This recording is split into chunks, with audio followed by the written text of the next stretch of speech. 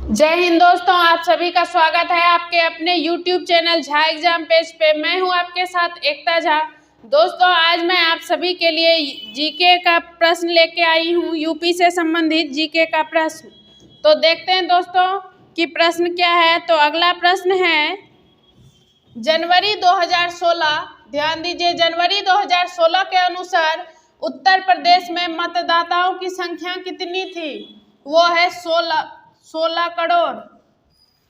तो चलते हैं अगले प्रश्न की ओर। तो अगला प्रश्न है उत्तर प्रदेश के मुख्य निर्वाचन आयुक्त। उत्तर प्रदेश के मुख्य निर्वाचन आयुक्त कौन है? तो वो है मनोज कुमार।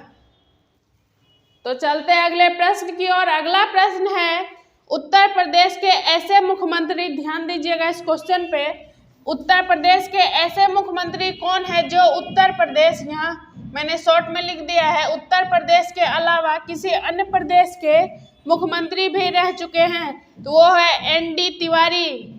ध्यान दीजिए, ये उत्तर प्रदेश है।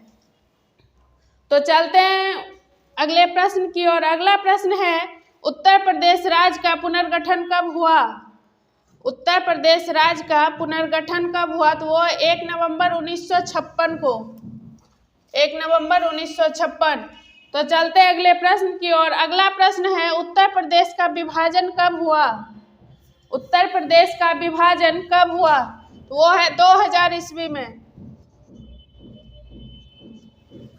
तो चलते हैं अगले प्रश्न की ओर। अगला प्रश्न है नए संयुक्त राष्ट्र के मानवाधिकार प्रमुख के रूप में नियुक्त किया गया था मिशेल बैलेट को।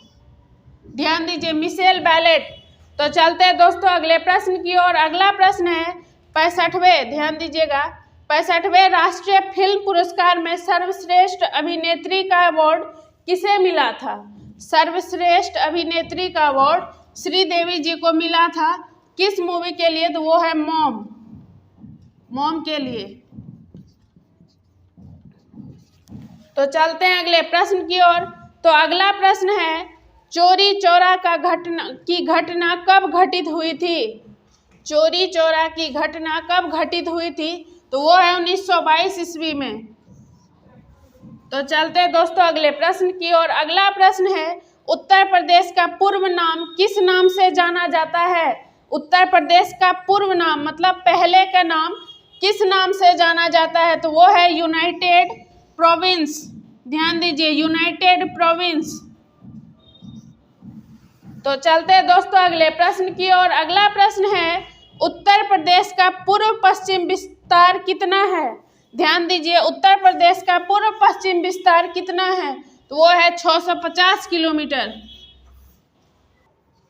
तो चलते हैं दोस्तों अगले प्रश्न की ओर। तो अगला प्रश्न है उत्तर प्रदेश की जलवायु, ध्यान दीजिए, उत्तर प्रदेश की जलवायु किस प्रकार की है? तो वो है उष्णकटिबंधीय मानसूनी, उष्णकटिबंधीय मानसूनी।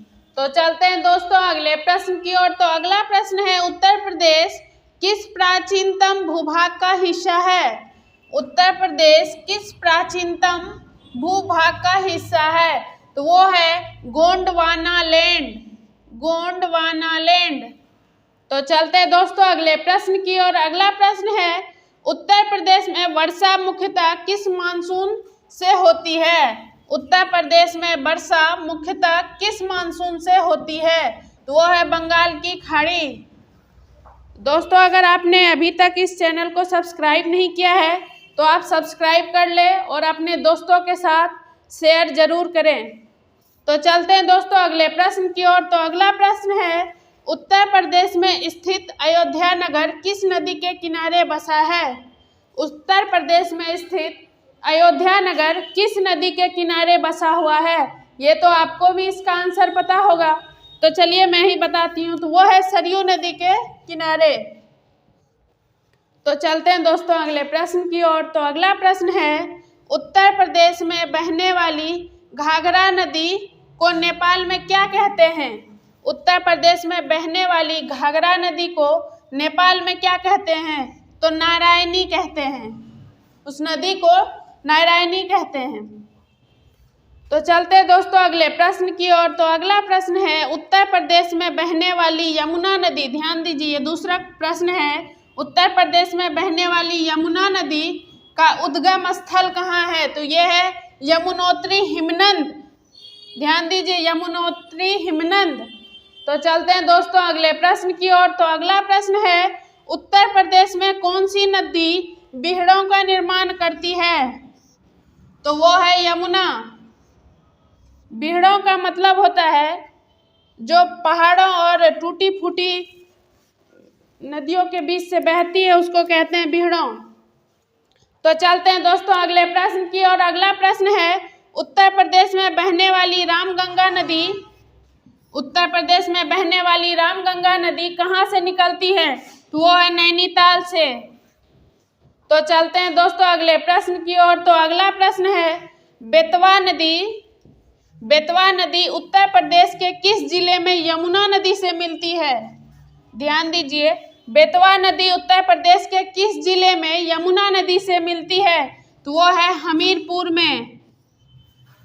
तो चलते हैं दोस्तों अगले प्रश्न की ओर। तो अगला प्रश्न है, उत्तर प्रदेश का परिछा बांध किस नदी पर अवस्थित है? उत्तर प्रदेश का परिछा बांध किस नदी पर अवस्थित है? तो वो है बेतवा। तो चलते हैं दोस्तों अगले प्रश्न की ओर। तो अगला प्रश्न है, उत्तर प्रदेश का सबसे ऊंचा बांध कौन सा है? उत्तर प्रदेश का सबसे ऊंचा बांध कौन सा है? तो वो है माता टीला। तो चलते हैं अगले प्रश्न की ओर। तो अगला प्रश्न है, उत्तर प्रदेश की सर्वाधिक लंबी नहर कौन सी है? उत्तर प्रदेश की सर्वाधिक लंबी नहर कौन सी है? तो वो है शारदा नहर। तो चलते हैं अगले प्रश्न की ओर। तो अगला प्रश्न है, उत्तर प्रदेश में रानी लक्ष्मीबाई बांध परियोजना किस नदी पर है? तो वो है बेतवा। दोस्तों अगर आपने इस चैनल को अभी तक सब्सक्राइब नहीं किया है तो सब्सक्राइब कर लें और अपने दोस्तों के साथ शेयर जरूर से जरूर करें। तो चलते हैं दोस्तों अगले प्रश्न की ओर। तो अगला प्रश्न है, लाल, परवा, मार, राकड़ तथा भोंटा कहाँ की मृदाएं हैं? तो वो है बुंदेलखंड की। मृदाएं मतलब होता है मिट्टी। तो चलते हैं दोस्तों अगले प्रश्न की ओर। तो अगला प्रश्न है, जलोढ़ मृदा में किस रसायन की प्रचुरता रहती है? जलोढ़ मृदा में किस रसायन की प्रचुरता रहती है? वो है पोटाश एवं चूना। दोस्तों इस वीडियो के माध्यम से आज के लिए बस इतना ही। मिलती हूँ आप सबसे अगले वीडियो में। तब तक के लिए आप स्वस्थ रहें, खुश रहें।